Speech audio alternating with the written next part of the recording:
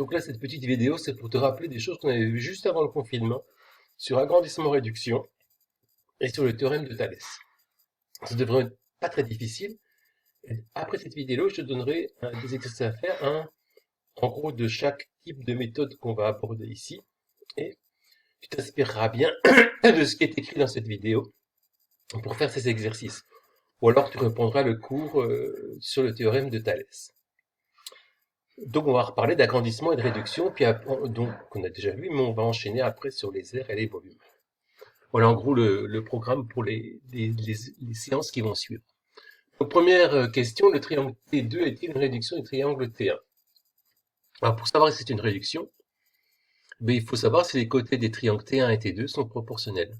À savoir si on passe de ces dimensions-là à ces dimensions-là en multipliant par un même nombre, et dans ce cas-là, le nombre il est plus petit que 1, puisque les dimensions ici du triangle T2 sont plus petites que celles du triangle T1. Donc je vais calculer trois rapports ou trois quotients.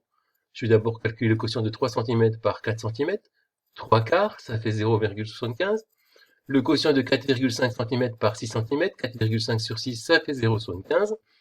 Et le quotient de 2,4 cm par 3,2 cm, 2,4 sur 3,2, ça fait 0,75. Les trois quotients sont égaux, les trois rapports sont égaux, donc le triangle T2 est une réduction du triangle T1.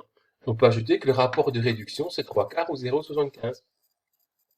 On peut aussi ajouter que le triangle T1, lui, c'est un agrandissement du triangle T2.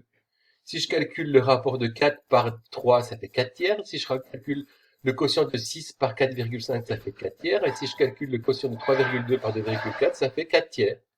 Les trois rapports sont égaux à 4 tiers. T1 est un agrandissement de T2 de rapport 4 tiers. Et T2 est une réduction de T1 de rapport 3 quarts.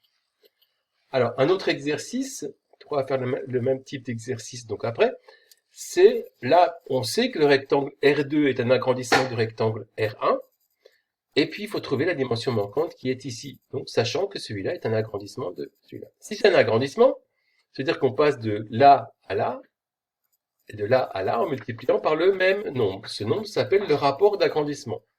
Donc, on va calculer le rapport d'agrandissement, c'est le rapport entre 4,8 cm et 3 cm. Je fais 4,8 sur 3, ça fait 1,6. Autrement dit, les dimensions de ce rectangle-là sont 1,6 fois plus grandes que les dimensions de ce rectangle-là. Donc, pour trouver la dimension manquante, je vais prendre 4,5 cm et je vais la multiplier par 1,6, ça me donne 7,2 cm. La dimension manquante, c'est 7,2 cm. Ensuite, on va reprendre le théorème de Thalès, on a vu juste avant le confinement, tu avais un devoir à la maison que tu m'as rendu.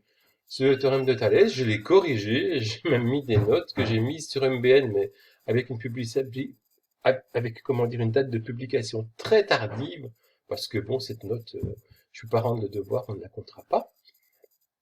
Alors, donc on a D qui est sur FE, G qui est sur FH, et puis DG qui est pareil à EH, et on cherche FG et EH. Et donc, on va appliquer le théorème de Thalès. Tu peux reprendre ta feuille de cours.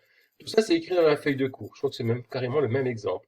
Donc, on commence à rédiger en écrivant toutes les données. D est sur EF, G est sur FH et DG pareil à EH. Donc, d'après le théorème de Thalès, les côtés du petit triangle et du grand triangle, FDG et FH, sont proportionnels.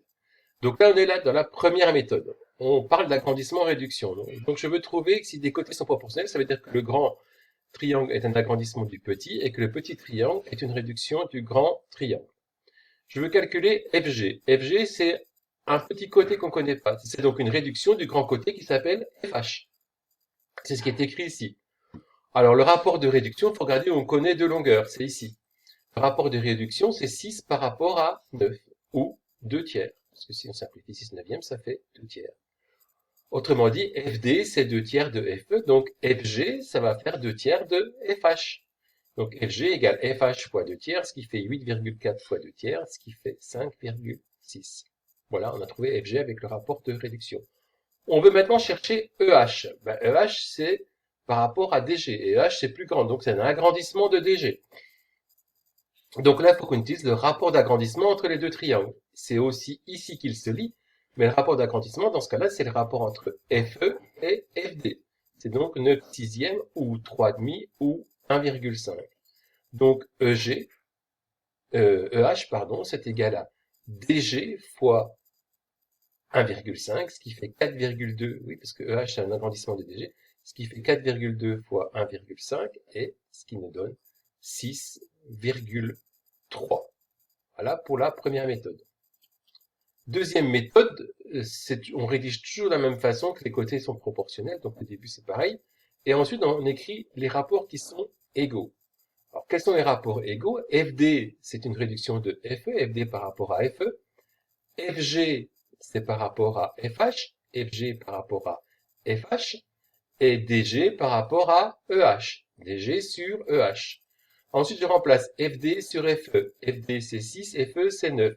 6 neuvième. Égale FG sur FH. FG, ben, c'est FG, on le connaît pas, on le laisse. FH, c'est 8,4. Donc, on remplace FH par 8,4. Égale DG sur EH. DG, c'est 4,2. EH, on le connaît pas. DG, c'est 4,2. EH, on le connaît pas. Donc, maintenant, dans chaque rapport, il y a quelque chose qu'on connaît, quelque chose qu'on connaît pas, ou deux qu'on connaît. Donc, on va pouvoir faire des calculs. J'écris les premiers rapports égaux. 6 neuvième égale FG sur 8,4. Et là, j'ai l'égalité que lorsque deux fractions sont égales, les produits en croix sont égaux. Donc, FG fois 9 égale 6 fois 8,4. C'est écrit ici.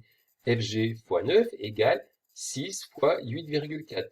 Donc, pour trouver FG, comme j'ai multiplié FG par 9, je vais diviser par 9. Donc, je vais diviser ça par 9. 6 fois 8,4 sur 9, ça fait 5,6. C'est bien ce qu'on avait trouvé avec l'autre méthode, se garde bien. 5,6. Donc, c'est bien la même chose.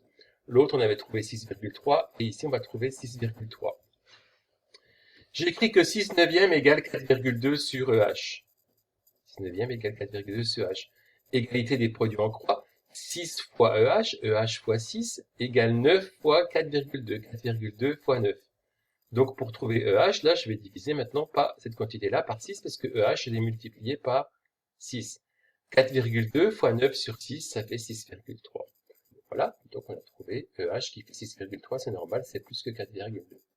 Voilà, donc là, je t'ai exposé deux exercices, puis le théorème de Thalès avec deux méthodes. Voilà ce que tu auras à faire après, c'est appliquer chacune des diapositives en fait dans ton travail. Ça va pas être trop compliqué aujourd'hui, c'est des choses qu'on a déjà vues. Allez, ciao!